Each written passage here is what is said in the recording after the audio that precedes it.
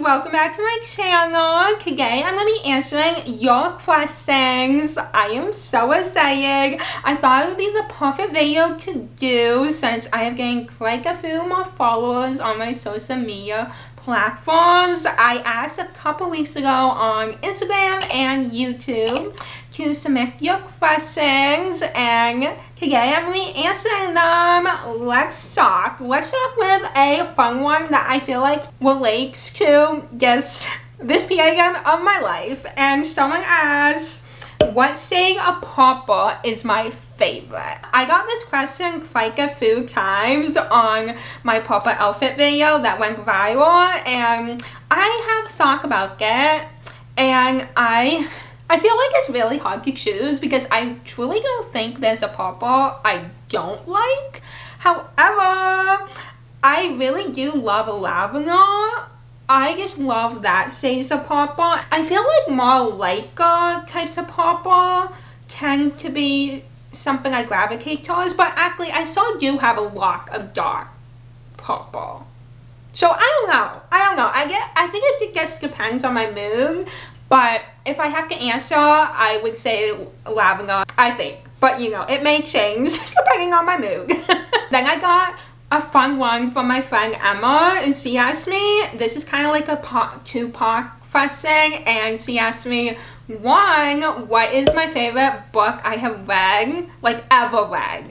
And this is hard because if I'm being honest, haven't read that many books in my life because I have recently got into my reading era in the last year or so. So it's hard to like have a favorite, but if I have to pick a favorite of the books I have read since entering my reading era, I would probably have to pick The Inmate by Freeman McFarlane. I love that book so much. It blew my mind. I want to experience that feeling I had after I ended that book. I was in shock for like at least 30 minutes. And keep in mind, I finished that book like at midnight because I could not put it down, and I was like, I cannot go to bed until I know what happens. And then once I read the ending and the big plot twist, I could not believe it. I had to go back and read it like 20 more times. I couldn't believe it. That has to be my answer, but I also want to give another book a shout out, and that is a Christmas book. I have it right here, How My Neighbor Stole Christmas. I love this book so much. I read this last year for Christmas during Vlogmas, and it is a romance, and it is just like everything. It's everything to me. And I will say the reason I probably love this so much is because I love Christmas so much, but it is like a pretty good sized book. It is like over 400 pages. Like, how many pages? I don't think it's 500, but yeah, it is over 400, like 450. That is insane, but it is so worth it. I would definitely recommend.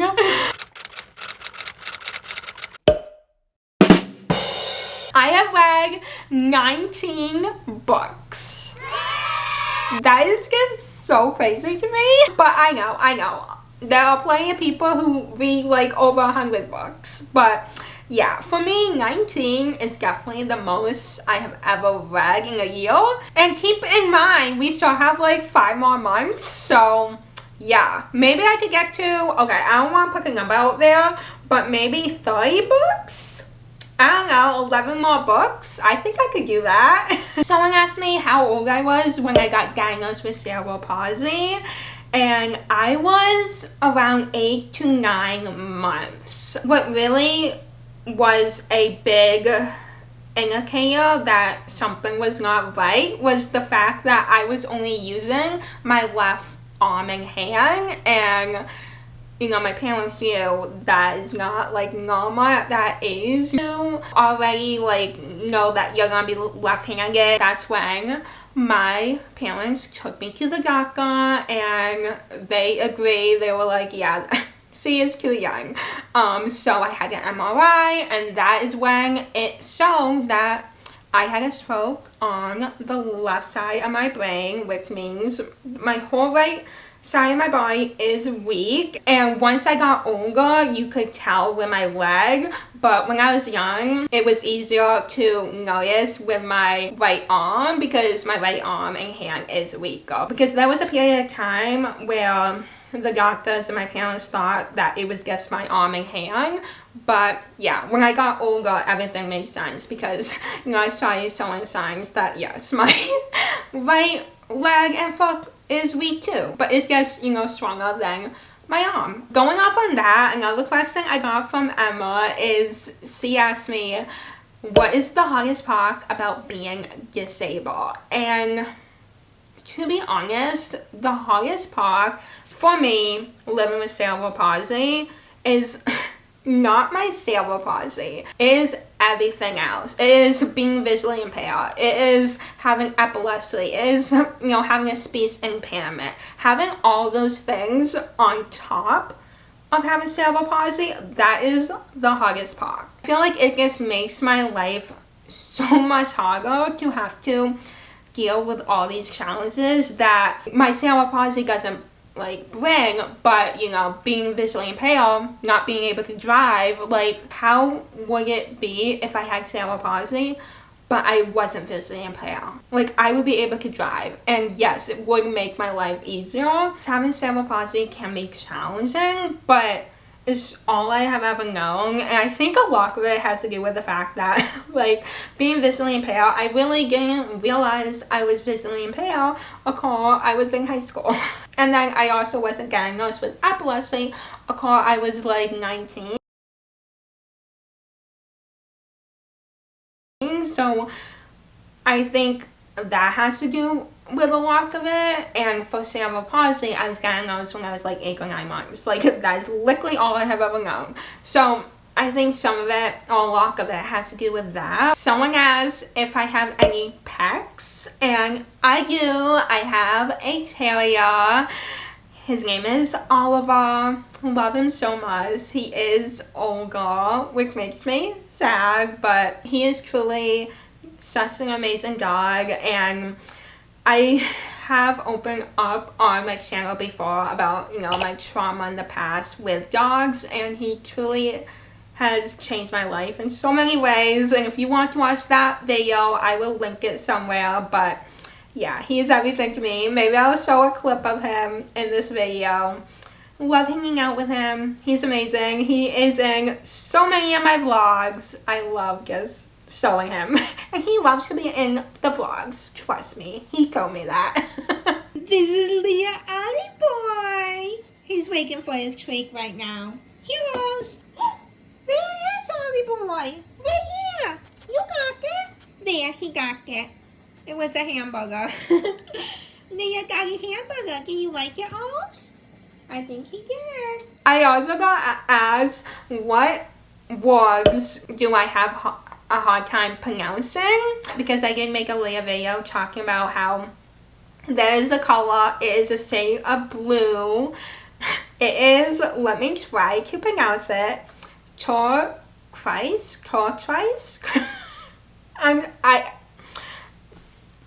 I will put it right here. There are definitely other words that are hard for me to pronounce, and a lot of them are any words that have a CH or an R in the word. So one that I can think of right now, let me use it in a sentence. For example, there is no cure for cerebral palsy. I can't say that word. C-U-R-E. That is the word.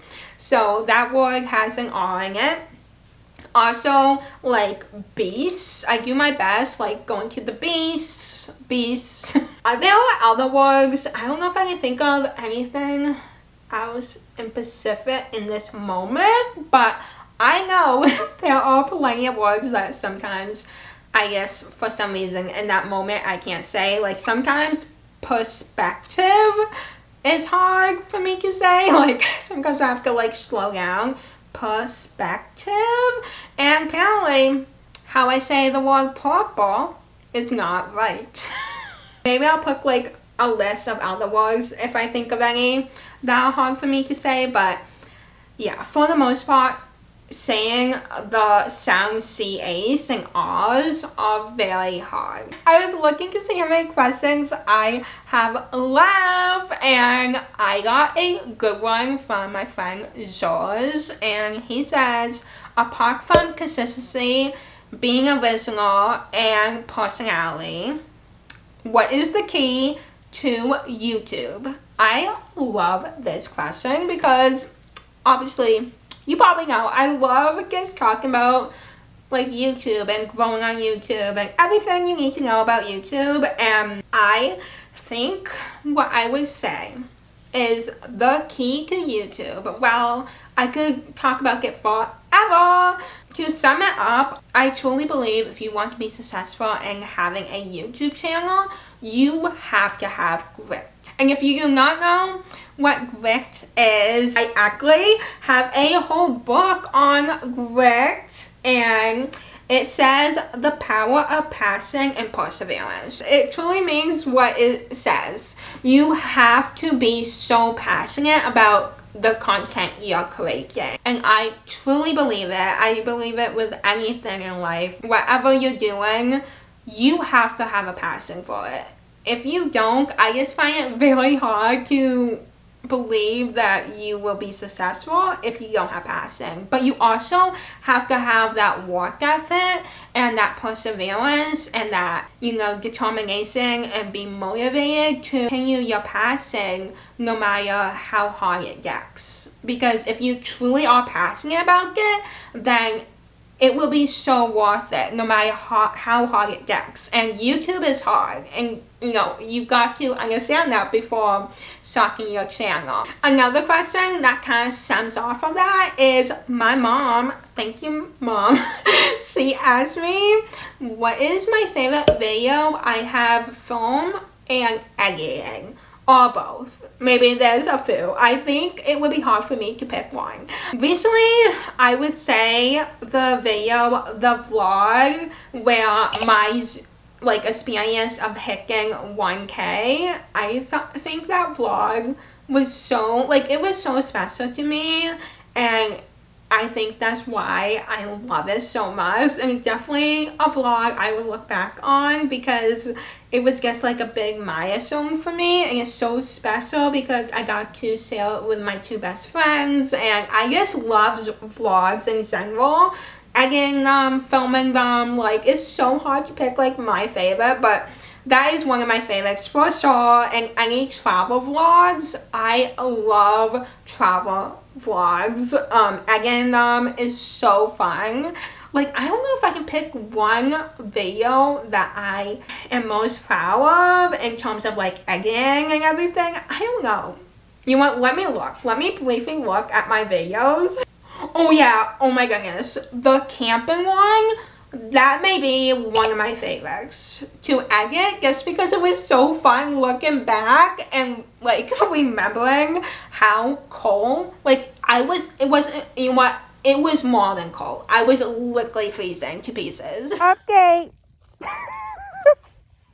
I have a sweatshirt around me. That's how cold it is. I almost didn't even bring my coat, but even that vlog was so much fun to edit. I may have to pick that one, especially for this year. Yeah, I think that is the winner. That was so much fun to edit. I have to admit that was more fun to edit than film just because it was so cold. But then the Nashville vlogs was so fun. I love travel vlogs. Oh my goodness. They are so fun. They are so fun. Yeah, this was so much fun to film. I love answering questions. Maybe I should do this every so often. If you want me to, give this video a thumbs up. And if you want to, be featured in the next Q&A, definitely, leave a comment. Leave a comment on this video. Leave a comment when I ask you in a future post or on Instagram or wherever. Keep your eye out. But yeah, this was so much fun. Thank you so much for watching. Subscribe to my channel if you haven't already. and follow me on social media. I've been posting way more on Instagram and TikTok, and I hope you have an amazing day, and I will see you in my next video very soon. Bye. What am I doing?